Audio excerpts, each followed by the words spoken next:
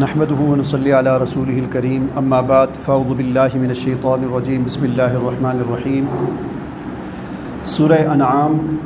کا خلاصہ چل رہا ہے اور اس کے 10ویں رکوع میں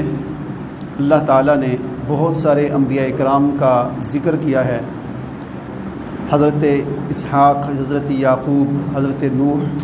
داؤد، سلیمان، ایوب، یوسف، موسیٰ، ہارون، زکریا، حضرت یحییٰ اور حضرت عیسیٰ، الیاس، حضرت اسماعیل، حضرت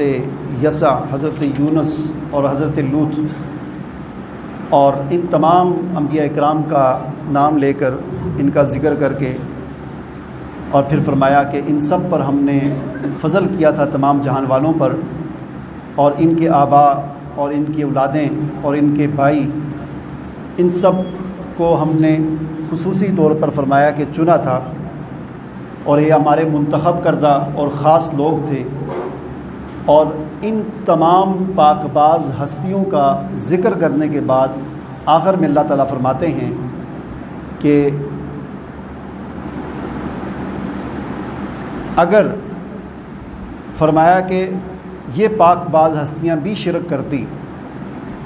اگر یہ بھی شرک کرتے تو اللہ تعالیٰ فرماتے ہیں کہ میں ان کو بھی معاف نہ کرتا۔ یعنی شرک اتنا بڑا گناہ ہے کہ اگر یہ پاک باز ہستی، ظاہر ہے یہ تو انبیاء ہیں، ان سے تو یہ تو نہیں کرتے، لیکن ایک بات کو سمجھانے کے لیے، ایک جرم کی نوعیت کو سمجھانے کے لیے کہ شرک اتنا بڑا گناہ ہے، اللہ تعالیٰ فرماتے ہیں کہ یہ سارے انبیاء جن کا جو بڑی ہستیاں تھیں،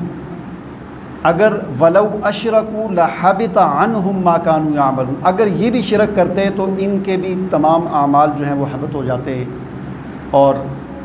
فرمایا کہ یہ اتنا بڑا گناہ ہے۔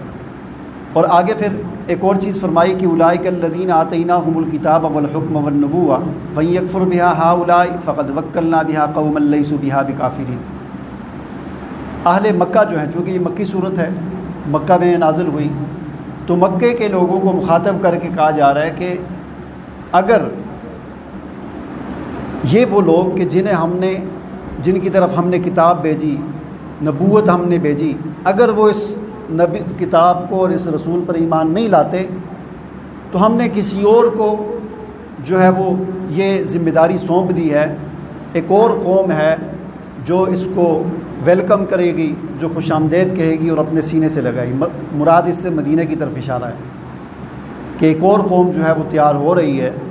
وہ اس ذمہ داری کو اٹھائے گی۔ چنانچہ ایسے ہی ہوا، مکہ والوں نے جب انکار کر دیا 13 سال کی ان کے رویے سے،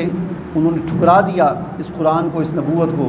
تو اللہ تعالیٰ نے حضور کو مدینہ کی طرف ہجرت کرنے کا حکم فرمایا، اور آپ صلی اللہ علیہ وسلم مدینہ طیبہ تشریف لائے، اور وہاں کے لوگوں نے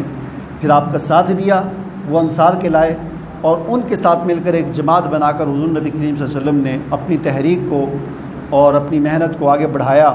اور پھر چند ہی سال کے بعد دوبارہ مکہ کو فتح کر کے وہاں پر اسلام کو جو ہے وہ غالب کر دیا۔ آگے پھر اگلے رکوع میں ایک اور بڑی اہم چیز بیان ہوئی ہے، وہ یہ ہے کہ وَلَقَدْ جِئْتُمُونَا فُرَادَىٰ كَمَا خَلَقْنَاكُمْ أَوَّلَ مَرَّةٍ، فرمایا کہ تم ہمارے پاس اکیلے آؤ گے، یعنی تمہاری پیشی جو ہمارے سامنے ہوگی حساب کتاب کے لیے وہ اکیلے ہوگی۔ ہر بندہ